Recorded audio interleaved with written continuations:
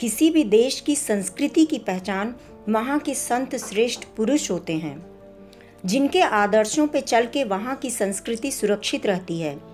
इसी तरह हमारे देश की संस्कृति के आधार स्तंभ हमारे पूज्य संत हैं। गौ, गीता, गंगा और संत से ही हमारी संस्कृति की पहचान है। वह ये सुरक्षित तो हम सुरक्षित। जहाँ ज्ञान को आदर दिया जाता है, वहाँ संतों का भी सम्मान होता है।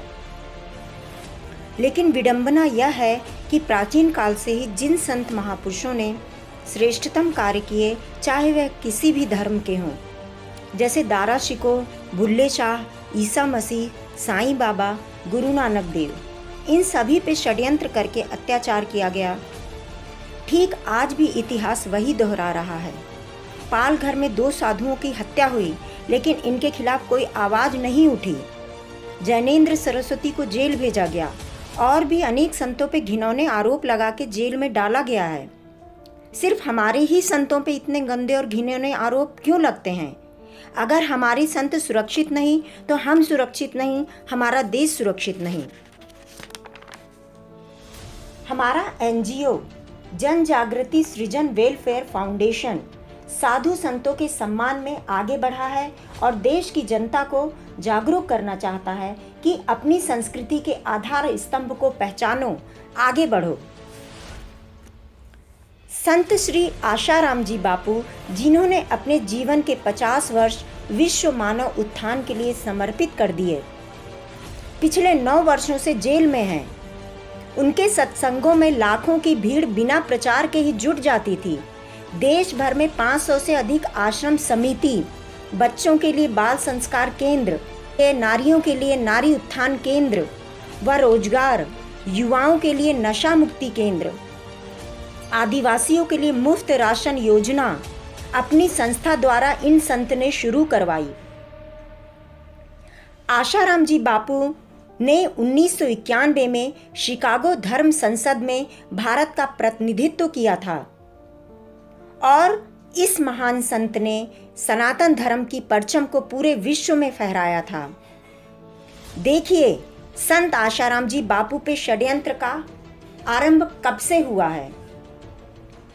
वर्ष 2006 में गुजरात के डांग जिले में एक शबरी कुंभ का आयोजन किया गया था, जिसमें इन संत ने हिंदू में से ईसाई बने आदिवासी वनवासी भाइयों को एक मंत्र उच्चारण करवा के और शंख बजवा के पुनः अपने धर्म में शामिल किया था।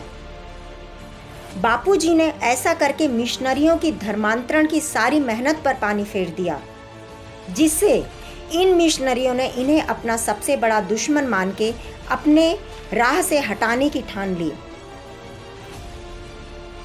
आशाराम जी बापू की प्रसिद्धि से कई असामाजिक तत्व उनके शिष्य का रूप धर के उनके पीछे लगे थे।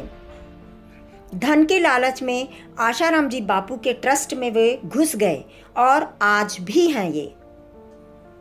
बापू जी की संपत्ति को हड़पने के लिए इन दुरात्माओं ने बापू को रास्ते से हटाने के लिए षड्यंत्र रचने शुरू कर दिए। वर्ष 2008 में आश्रम के बागी लोगों की मदद से गुरुकुल में हुई 2 बच्चों की दुर्घटनावश मौत को काला जादू का नाम देकर खूब दुष्प्रचार किया, लेकिन देश की सर्वोच्च न्यायालय द्वारा स्थापित त्रिवेदी आयोग ने इस मामले में संत श्री को क्लीन चिट दी। इसके बाद एक षड्यंत्र और आया जो कल्की कांड के नाम से रखा गया।